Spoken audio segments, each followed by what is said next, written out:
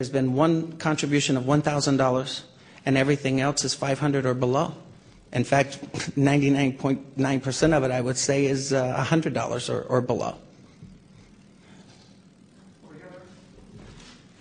I understand you have a terminal brain tumor. Can you tell us what kind, in what lobe, and how that might affect your mental health? I will release my medical records when someone asks for a signed release.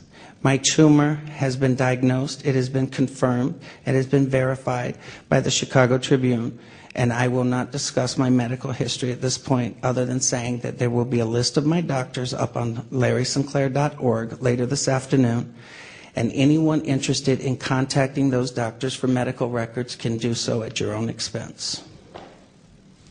And I will release them. I have a question. Are you alleging that Senator Barack Obama has something to do with the murder or death of the gentleman you were talking about from his church? Mr. Young? Yes. It's my belief that that's exactly what has transpired, and that's why I have contacted the Chicago Police Department.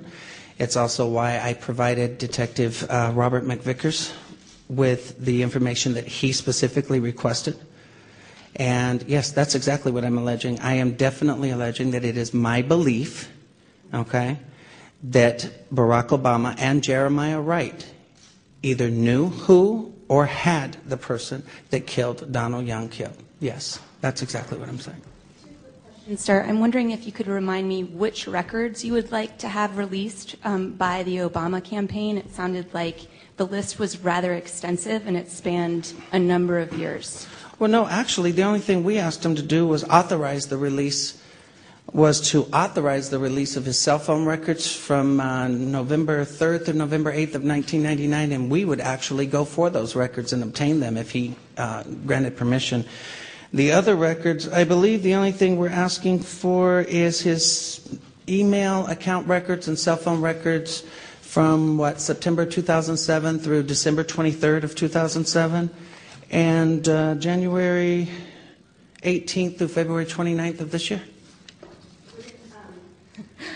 Pardon, it's interesting. Wouldn't the right love to comb through those records, I'm sure, to see what they could find, even if it's completely unrelated to what you are saying here today? Well, first of all, I don't know who's referring to the right or the left, because I'm kind of like, I'm one of those middle kind of people. I don't tend to fluctuate on either side. And as far as combing through those records, we've asked those records to be authorized to be released to us in a federal civil case. I have no intentions of disclosing his personal records. I mean, want to subpoena them for evidence purposes, nothing else. Sir, yes. I'm sorry if I missed the answer to this earlier. Who is paying your fees? On Larry's website, there's a PayPal button to donate to his legal fund, which is me. And like Larry's on other PayPal account, I've gotten maybe $5,000, nothing over $500, and most of them, like Larry's, are small ones. And we got a few checks in the mail, but nothing over $100. Exactly. Are you in negotiations to write a book or any other paid media? Sir, and let me make this clear for everyone, I am not negotiating with anyone for any selling of stories, book publications of any kind, paid media appearances of any kind. What I want the media to do is to take the story, understand it, get the facts straight from me as opposed to the internet, and you make your decision whether or not it's something that the American voter needs to be informed of. You do that, I'm done, okay? I have not attempted to make any money from this. I don't want any money from this. I don't even want any notoriety from this. I want people I really want you to let this guy ask a question. Okay. I had a few questions. First of all, you said that you became aware when Obama gave his speech at the Democratic Convention. Why didn't you keep your cell phone records with when Mr. Young called you? Like, were you billed for the cell phones? Actually, the cell phone records, you need to understand something. My cell phone numbers at that time, and in fact, my cell phone currently, is through a division of Sprint Nextel called Boost. Those records are available to me online for a 45-day period. Now, they do have the records, and they actually have confirmed that. And I've agreed to have them, I've turned them over to Chicago Police Department and actually authorized their release to them, which they don't need me to authorize. I have personally contacted Sprint Nextel approximately 2 weeks ago, asking that they dig up the records off of their system for each of those phone numbers from those periods and provide them to us. And I was instructed to make that request over a web form on the Sprint website. And if anyone here has Sprint or Sprint Nextel, you will know that Sprint is probably the worst cell phone provider company to deal with. But I will be getting them, and like I said, they have confirmed that those records are available.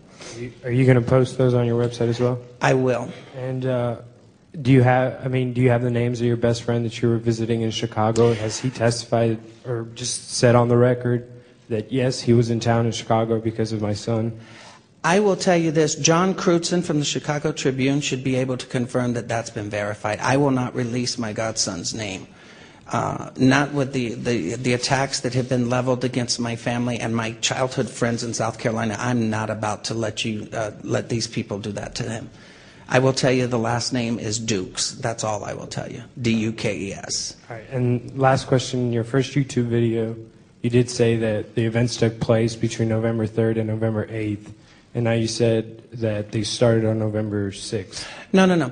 What I said was that I was in Chicago from November 3rd to November 8th. And see, this is another incident of misrepresenting, people twisting it. My statement was, while in Chicago, between November 3rd and November 8th of 1999. Okay? I've always stated, as far as dates, it would be November 6th and November 7th of 1999. Yeah.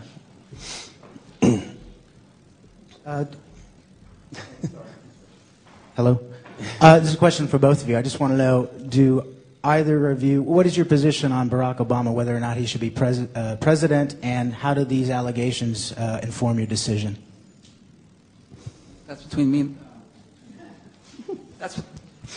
and the voting booth, so I'll let Larry answer that.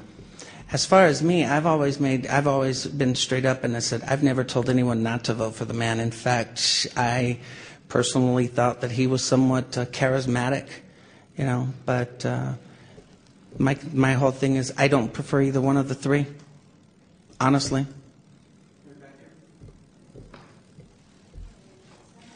Hello? Yeah. Senator Barack Obama is a charismatic person.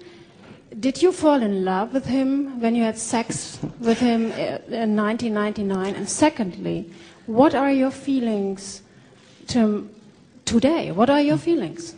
Okay, first, no ma'am, I did not fall in love with Barack Obama. But it's a good question because people have made that allegation. No ma'am. And Barack Obama is only charismatic, by being molded that way. All right. Once you take the teleprompters and the lights out from in front of him, you get a whole different person. And as far as my feelings now, those are my feelings. I think you're looking at someone that is completely fake, plastic, that has been made up and put out in front of the American voter, and that's been allowed to walk away from any serious questions about any of his own personal actions. That's what I think. Well, ma'am, nothing personal. Okay. So now I'm going to have to, and don't take this in a disrespectful manner, but let me ask you this. In your entire lifetime, you've never had a one-night stand?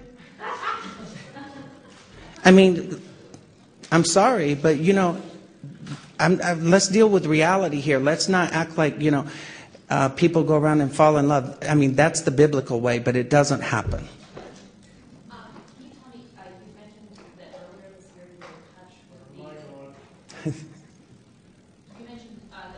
You were in touch with the limo driver. Can you detail that contact, and did you save those phone records? I was in touch with the limo driver, and the contact was basically letting know that I had made public allegations on YouTube after having notified a reporter with the New York Post, who the Post had decided that it was just a little too hot for them to run with at the time. I was informed that if, in fact, the story broke and this individual felt that there was enough media coverage where he was safe, then he in fact would come out and corroborate those statements.